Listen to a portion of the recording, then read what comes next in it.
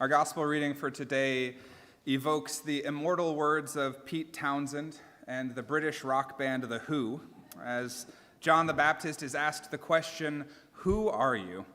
And I apologize to those of you who will be singing "Who, in your heads for the rest of this sermon. But hey, I was singing it all week as I was percolating and reflecting on this story, and you know what they say?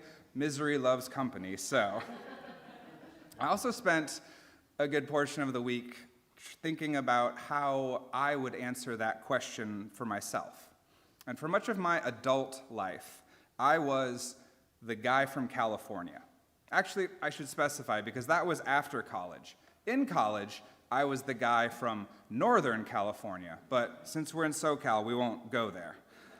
My Californian-ness was especially on display when I moved back to Chicago for seminary, and then even more so when I lived in the small town of Muscatine, Iowa, when I did my internship. On my final Sunday in that congregation, they gave me a scrapbook that was filled with all sorts of things. Notes and cards from different members, pictures from my time there, and all of my Iowa merit badges. Now, that was a term that I had come up with to describe all of the quintessential Iowa activities that I had done, like going to the state fair and seeing the butter cow, which is a sculpture of a cow made entirely out of butter. It's exactly what it sounds like. Or going mushroom hunting and looking for morel mushrooms, or jumping into the Mississippi River off of a pontoon boat. And actually, no one that was a local recommended doing that last one because of how dirty the water is. And everyone was surprised that it didn't end up being my origin story as some radioactive superhero or supervillain, who's to say. Anyway, the cover of that scrapbook prominently said, "Goodbye to the California kid." And during my time in exile, which is how I like to refer to my time spent not living on the West Coast, I leaned into that identity as a Californian pretty hard. Some of it I did intentionally, like wearing my bright tie-dye Grateful Dead t-shirts and sending my friends pictures of me at the beach in December when I was home on breaks. Some of it was unintentional, though. Like when I returned to seminary after Christmas break my first year to find that a huge snowstorm had caused all of the local hardware stores to sell out of snow shovels. So I decided to order one on Amazon. And it came in this gigantic cardboard box that I had to go down to the mailroom, which was right next to the refectory, also known as the cafeteria, to pick it up. My friend, who's from Wisconsin, said that seeing me open that gigantic box and pull out one single snow shovel was the most Californian thing that he had ever seen. But rather than be ashamed of it, I just, owned it. And that shovel saved me more times than I can count, so it was totally worth it. I mention all of this because, as I said before, the gospel story for today is one that Socrates himself would have loved, because it's all about knowing thyself. The religious authorities, they are trying to figure out who the heck this John the Baptist guy is. I mean, he lives out in the wilderness, wearing camel fur and eating locusts and wild honey, proclaiming a baptism of repentance for the forgiveness of sins. He is quite the enigma, and inquiring minds want to know more about him. So the Pharisees, they send priests and Levites from Jerusalem to ask him, "Who are you?" And I love John's answer, because he seems so sure of himself. He knows who he is and who he isn't. And both of those things are incredibly important when it comes to one's identity, one's sense of self. To not only know who we are, but also to know who we aren't. Man, what clarity, what self-differentiation and clear boundaries. If only we could all have that kind of self-awareness. What's really interesting is that John answers their question by first telling them who he isn't. Whereas, if someone were to ask you or me that question, our first response would probably be to, tell them our name. or maybe our occupation or where we're from, but John knows the question behind their question. Yes, they're asking who he is, but really, they're asking, are you the Messiah? Are you the guy that we've been waiting for, the one foretold by prophets of old? Are you the answer to our prayers? I wonder how John felt answering that question. Was there relief as he was able to state firmly for the record, I am not the Messiah? Or did part of him wish that he could be the answer to their prayers? Maybe a small part, but John also seems pretty self-assured, pretty clear on his role and what he was put on earth to do. He is not the Messiah, nor is he Elijah or the prophet, which was most likely a reference to Moses. Here again, we see that theme of people trying to understand God's activity based on what has already happened, comparing this episode to one that happened 4 seasons ago, when instead of a rerun, God is in fact doing a new thing in the world. John is the voice crying out in the wilderness, the one who calls us to make ready the way of the Lord, the one who was foretold by the words of the prophet Isaiah that we heard in the first reading for today.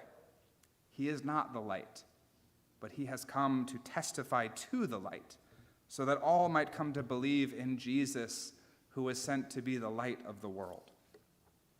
I also find it interesting that so much of who John knows himself to be is described in relational terms. His identity, his sense of self are in part based on his relationship and connection to Jesus. And I started thinking about that way of understanding oneself. Now, there's a tendency for some, if not all people, to turn outward in their attempt to better understand who they are. Oftentimes, it's just easier to describe who we are in that way, in relation to others. I'm so-and-so's spouse, or son, or daughter, or father, or mother. And in some regards, that method of self-definition is kind of looked down on in our society, which tends to be very individualistic. In other countries that are more collectivistic, it's probably not as big of a deal, but here in America, we are supposed to be our own person. We are supposed to have our own independent identity, stand on our own 2 feet, pull ourselves up by our bootstraps. Confusingly, though, we are also the society that says it's not what you know, but who you know, where networking and the connections that you can make or just naturally have because of who you're related to, all of those things can give you a huge advantage in life. So which is it? Are we supposed to be lone wolves, or are we supposed to belong to a pack? Well, in true Lutheran fashion, I'm going to say that this is a both-and kind of scenario. We absolutely need to know and understand who we are on our own, irrespective and independent of our relationship with others. And we need to recognize that those relationships do matter. I'm very proud of who I am in relation to others. I'm proud to be Alyssa's husband and Jim and Nancy's son and one of Bethlehem's pastors. We were created to be social, relational creatures, and we never exist all by ourselves in a vacuum. So even though much of this passage is about who John is, I think that it also prompts us to try and understand who we are as well, to reflect upon how we understand ourselves, who we are, what our purpose is, why we are here. So who are you? What is your purpose? Why are you here on earth? Sorry if this is getting a little deeper than you anticipated it would. And while I know that the answer to that question is going to be different for each and every one of you, there is one identity that we all share, and that is beloved child of God. Even if I have never met you or never spoken to you before in my life, I can say with absolute certainty that who you are matters immeasurably to God, and that the world wouldn't be the same without you. Friedrich Buechner famously wrote, "The grace of God means something like this: here is your life, You might never have been, but you are, because the party wouldn't have been complete without you. Here is the world. Beautiful and terrible things will happen. Don't be afraid. I am with you. Nothing can separate us. It's for you that I created the universe. I love you. Can you imagine how our interactions with others, how our perception of the world around us would be changed if we were to start every day, every encounter that we had with others with that intimate and overwhelming knowledge that we are loved? How much different would our world be if instead of acting out of insecurity or fear or the longing to be loved, if instead we planted our feet firmly on that divine love that defines and claims and names each of us? Can you imagine what it would be like if that's how we went around introducing ourselves? Hi there, who are you? Oh, well, my name's Sam, and I'm a beloved child of God. It's nice to meet you. I might, be slightly weird and off-putting at first, but think about the sense of self-worth that it would cultivate and encourage if every time we introduced ourselves, we took that as an opportunity to remind ourselves who we truly are, whose we truly are, and that we are beloved. Man, I'd like to live in that world, wouldn't you? The other thing that I can say with certainty is that the answer to that question of who are you is not static. Besides our identity as a child of God, which never changes or goes away, everything else is up for grabs. We change and we grow over time, and before we know it, we are not the same person that we used to be. And that's usually a good thing. And we are not supposed to simply stand still or tread water. I'm reminded of a cartoon that I just love. The figure on the left is saying, "You've changed." And I imagine it being intended as an insult. But the figure on the right responds by saying, "We're supposed to." And I just love it. One thing that we do need to be aware of, though, is that as we change and grow, we need to remember to update those internal narratives that we have about who we are, what we like, what we're good at and not good at, etc. When I started here at Bethlehem nearly 6 years ago, I knew almost nothing about church finance. I couldn't read a spreadsheet to save my life. I didn't understand the budgeting process, and I was completely lost during the financial reports that we got at those monthly council meetings. I realized that that was a growing edge of mine. So I set a goal to get better at it. I scheduled one-on-one meetings with some of the brilliant financial minds that this congregation has. I talked with Pastor Laura about budgeting strategy and schedule. I did my best to resuscitate my math skills that had laid dormant for so many years. Last year when I took calculus in high school. I attended stewardship conferences and watched presentations online, and I'm proud to say that I know so much more than I did 6 years ago. There will always be more for me to learn, but it's important to stop and recognize the progress that we make with those kinds of things.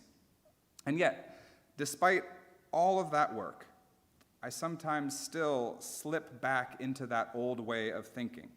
My knee-jerk initial reaction is to say, "Oh, I'm not really good at finance stuff," because I haven't updated that narrative in my head about who I am. I'm defining myself based off of old, obsolete data. The season of Advent isn't meant to just be the preamble to Christmas. It's actually supposed to function a little bit like the season of Lent does. It's meant to be a season of preparation and introspection, a time when we clear the clutter out of our lives, when we listen to that voice crying out in the wilderness, "Prepare the way for Jesus," to enter into our world, to enter into our lives, to make room for him in our hearts and in our minds. This Advent, I would invite you to take some time to think about who you are in relation to others, who you are when you stand on your own, who you are in relation to your loving Creator. And I would invite you to clear out the clutter of those old, no longer applicable or accurate narratives that you have been holding on to. I invite you to update the outdated ways that you may have been answering that question. And if in the process you recognize some potential areas for growth, which always seems to be the case for me, set some intentions and some goals to grow. There's no need to wait until January 1st. I can't believe that I'm actually going to say this, but change can be a good thing. The only constants in life are death, taxes, and God's love. Everything else can and does change and grow and adapt. And while you're updating your definition of self, make sure that you bump to the very top of that list the most important identity that you have, beloved child of God, because that's truly the best answer to the question of who you are. Amen.